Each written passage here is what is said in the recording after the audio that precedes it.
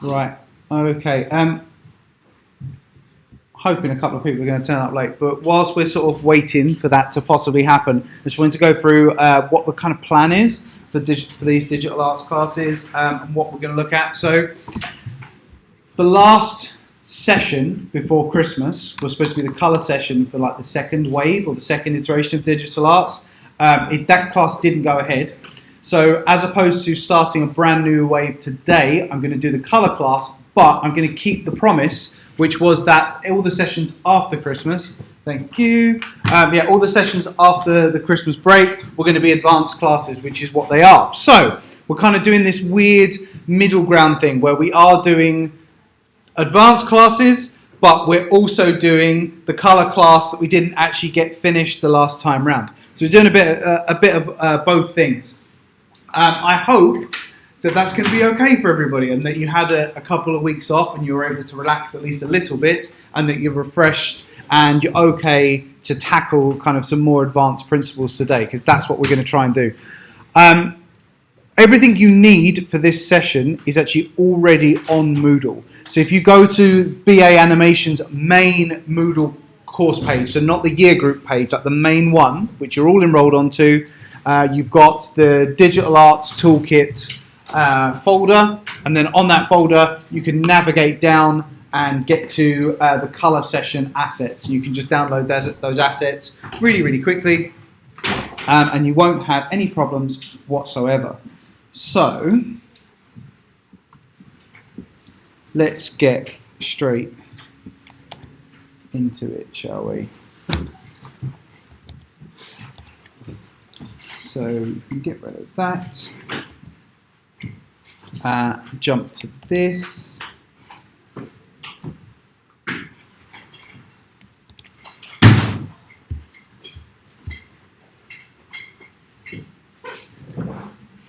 Go. So colour. Colour's a really interesting one. As a principle, you've already done stuff with colour. You've already begun to experiment with it and start to play around with applying colour to your work, obviously, because you've made things. You've already done projects. But what I wanted to look at with this class is specifically around the applications of colour and the underlying principles that allow you to use it. Like, I don't think for a second that you guys don't know how to use colour in Photoshop. Of course you do. You know how to do it in Photoshop, you should know how to do it in Toon Boom, you should know how to do it across a whole multitude of applications. But what we wanted to look at was the principles that kind of underpin the way that colour is utilised. And that's what I'm really kind of interested in with you lot, and what I want to see us starting to kind of play around with and start to work on. So what do I mean by that? Well, we know the basic principles of colour and kind of how it works, there's no question about that. But there's loads of really interesting things that we don't think about. So when people ask us about like primary colours and secondary colours, that's obvious. Yeah, we know how to make green. We know that some colours are lighter colours and some colours are darker colours. We know some colours evoke certain feelings and other colours evoke other feelings. These are all really basic principles. What I want to look at today is the more complex stuff. So for example, the notion of colour temperature is a really, really interesting one. So what is colour temperature and how do we actually know whether a colour is hot or cold? So I'm just going to reset this because I can see it's not showing up on the stream, oddly. Who knew? But this is, it's a really interesting one. When we think about colour temperature, we have like these preconceived notions of like what a warm colour is and what a cold colour is. And most people would assume that a warm colour is like red and orange and yellow, and a cold colour is blue and blue and blue and maybe a little bit of green blue, and that's kind of where it ends. That's it. Yeah, you've got these two sort of distinct areas, and actually it is a lot more complex than that. This is a great example of how to understand the temperature of a colour, which is to place the colour against a neutral palette. So the colours on this grid here are all placed on a grey palette, and what that does. Hi. Sorry, I didn't realise this was going on. What that does is it allows us to see whether a colour is warm or cool. A warm colour, when you place it on a neutral palette, will jump forwards. So for example, within this palette, this yellow colour down the bottom here, this is a warm colour, this is a warm colour, that purple as well, so this kind of lavender colour is actually a warm colour. This green at the bottom right hand corner is a warm colour. It jumps forwards. A cool colour is one that will recede into an image. So it doesn't stand out, it doesn't have like clearly defined edges. And I know this seems a little bit odd, but seriously, look at these. If you look at the way these colours sit on there, some of them are really strong and some of them aren't. So for example, you've got an orange here which stands out.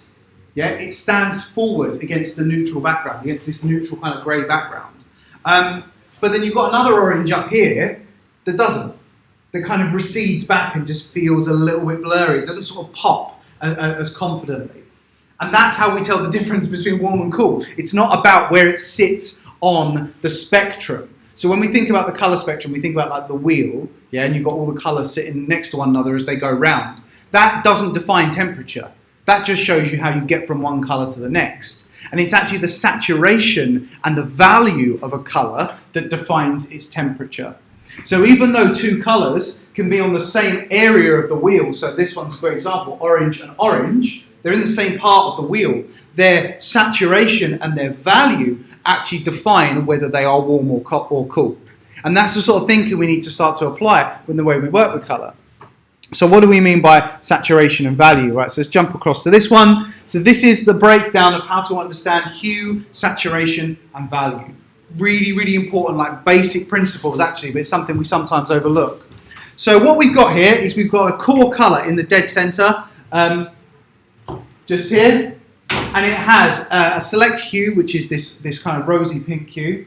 It has a middle level of saturation and a middle level of value. It sits dead centre of all these possible colours that we can see on the grid. When we then kind of move upwards, so when we go up this way, what we're doing here is we're increasing the saturation. So going upwards increases the saturation. So it pulls towards the strongest version of that colour. Okay. When we go to the left, so so going upwards, here's our middle colour. Upwards is an increase in that saturation and that push. So we're kind of going up and we're kind of getting heavier and heavier and heavier. And then going left to right, oh, sorry, I've gone the wrong way here. Going left to right is the saturation and going up to down is the value. So bottom left here is no saturation, but with a kind of middle value. Going over to the right here is a really high value, but with that kind of middling saturation. So you've got saturation, value, sorry, I'm going left and right and up and down. So saturation's that way, value is that way. So the way to think about value is you can't add darkness to an image. This sounds mental, but according to physics, you can't add darkness. You can only remove light. Okay? I know it sounds a bit odd, but think about like space. Space hasn't got black added to it. It has light removed from it, yeah? That's why it's dark. All right, so think about those principles. You can't add black, but you can remove the light. So up here is like, you know, a healthy amount of light, so a healthy amount of value. And as we move down, we remove value from that image. We remove that saturation. So, yeah, this is just all the possible options that come from one colour. This one colour can be all these different things. And within these variations of saturation, so these are the lower saturated over this side, these are the slightly higher saturated over this side. So within these are all the possible temperatures. So you can see some of them pop, like this one here. Let's go back. This one here pops, it stands out. This one kind of stands out. As you go into lower saturation, this one is a cooler colour. It doesn't pop, it doesn't stand out as heavily over here. So those are the things that we need to think about. Right, moving onwards. I want to get through these really fast so we can actually do some practical stuff. When we think about colour, we have to think about its application, and what we mean by application is how we're actually going to use it. There's actually a physical difference between CMYK and RGB colour. It's not just a setting on Photoshop that you pick one and you move forward. Okay, so CMYK are print-based physical colours. Okay, they are physical inks that when merged together, they create the spectrum through which we print all the different available colours. Okay, so cyan, magenta, yellow, and black. And I genuinely don't know why black is K. No, I've never looked it up, but it is. Okay, cyan, magenta, yellow, black. And then that's physical colour, print-based colour. Then we've got RGB, so red, green, blue. This is the digital colour spectrum. And the two images we've got here, this comes from a really cool book called The Noble Approach, which you should all just buy because it's fantastic. But it actually shows us the difference between an additive colour wheel, so this is a CMYK colour wheel, and a subtractive colour wheel, which is an RGB or a red, yellow, blue colour wheel. They are visibly different. Yeah, the actual relationships between colours and how many cut stages exist between each transition are different. So when we use them, we're going to get different results. That's why if you're working in Photoshop and you're working with an RGB colour palette and you're over here, yeah, and you're working like just here with this colour, and you're like, I'm really happy with this colour. When you print it, it goes to a CMYK process. It takes this position on the wheel and goes, okay, yeah, it's that colour. And you'll print something and it will look different. That's why. The colours aren't exactly the same. So we have to think about that as well. When we're like painting and when we're creating a piece of artwork and we're using colour, what are we actually doing with it? Are we painting something that is going to be printed? Is it designed to be print? If so, then we work in CMYK. Is it purely digital? If so, then we work in RGB. If it's only ever going to a screen, it should stay as an RGB piece of work. Right, colour systems. Do any of you play a musical instrument? Anyone like play it?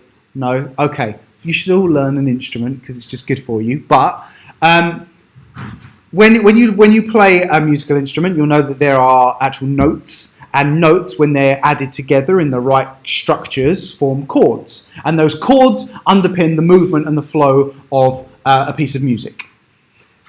Visuals work exactly the same. Okay, so we have, within a colour system, so you think about the way colour is used within a shot of a film, like within an animation, within a live action film, there are colours that work together in certain ways that just look good. They are colour chords. They work as a series of individual colours that when you bring the right colours together in the right place, they form an image or a structure that works.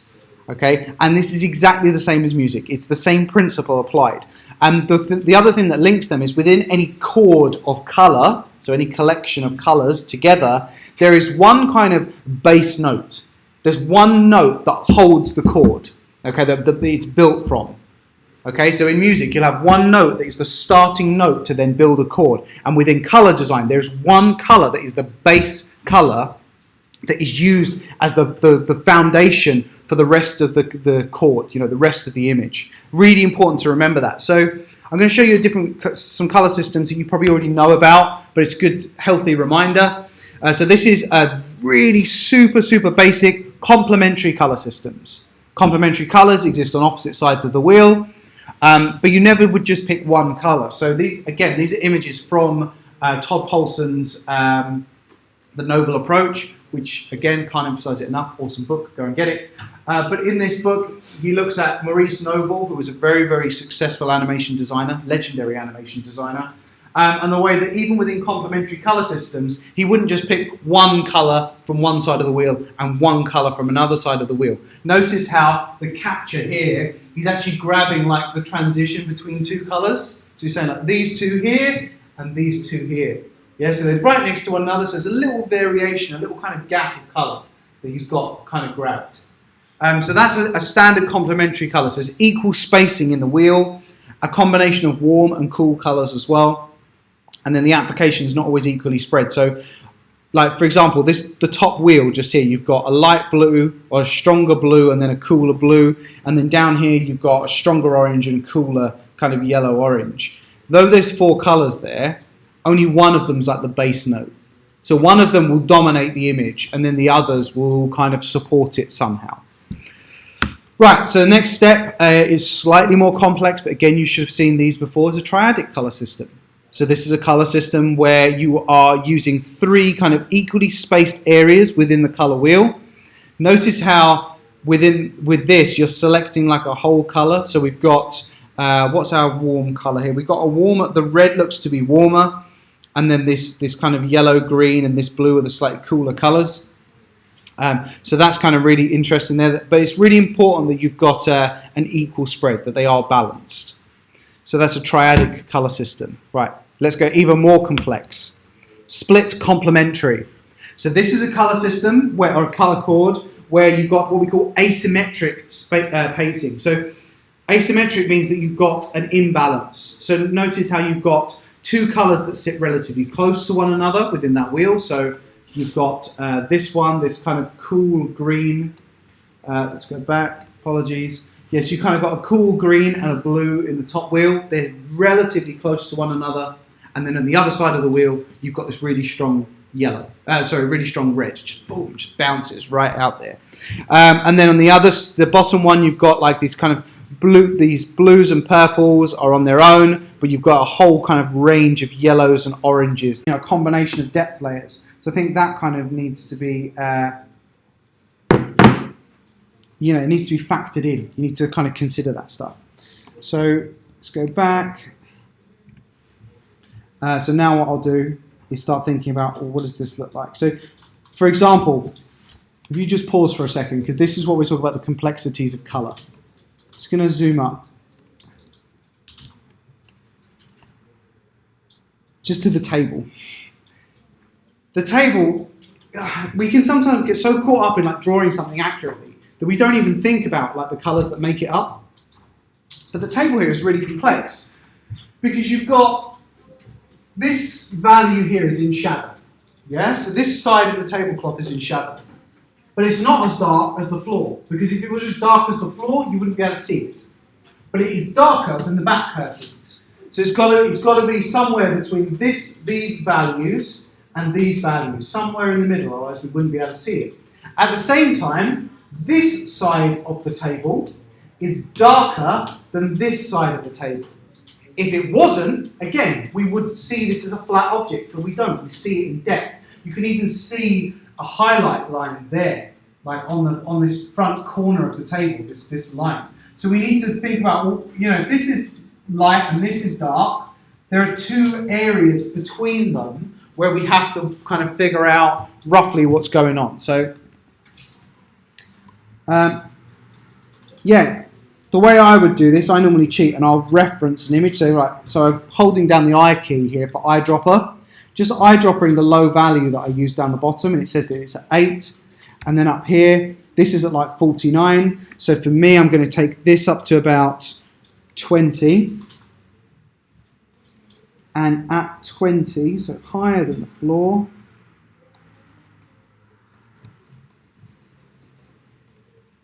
I think it needs to be darker. Already I can feel it's going to have to be darker. So I'm going to take it down to about 15.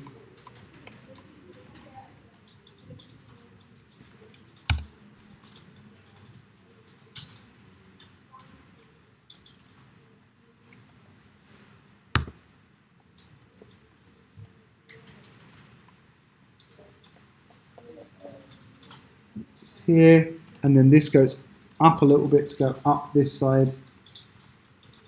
Maybe a bit more, maybe up to about 30 odd.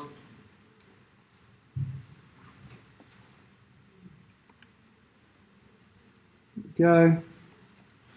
And then up here, these are way lighter. So this is bright. So I'm going to go up to about 55. And then at 55, just kind of put in the rest of the table.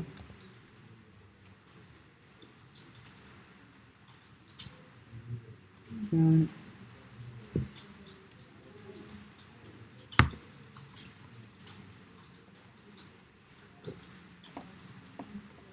And then once I've got the base kind of layering of the table done, I can go in and then actually start marking the differences out. So, for example, you've got a shadow just here.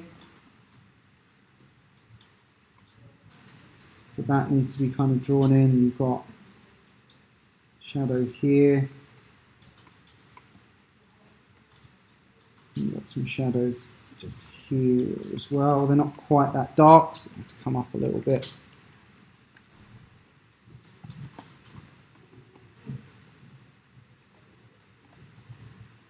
And then we've got this dark object, this thing here. So would probably go smaller.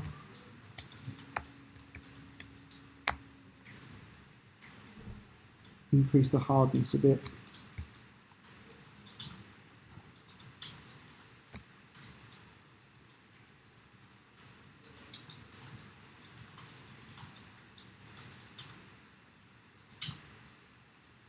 There we go.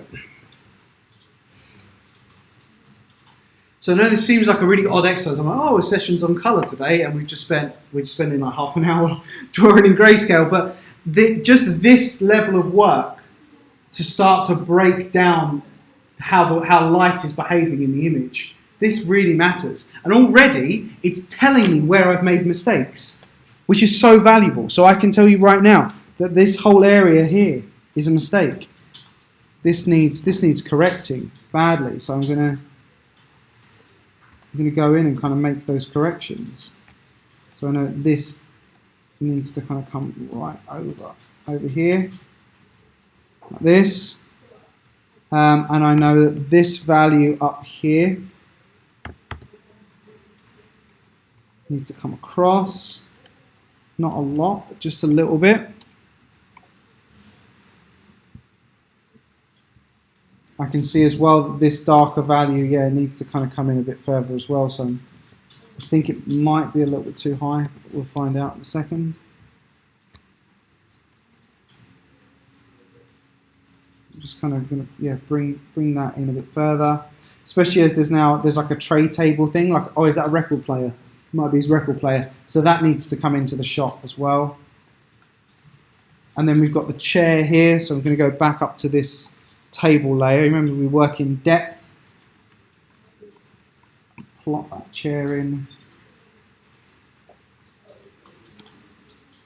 And then, you've got another one of these weird kind of mid-ground areas.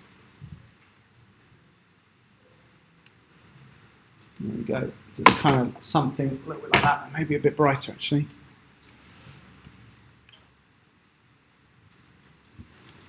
There we go. So I'm going to give you about 10 minutes actually to just keep working at this. Don't go into too much detail. Don't overkill it. But just see how much kind of information you can build into it. Like keep kind of like.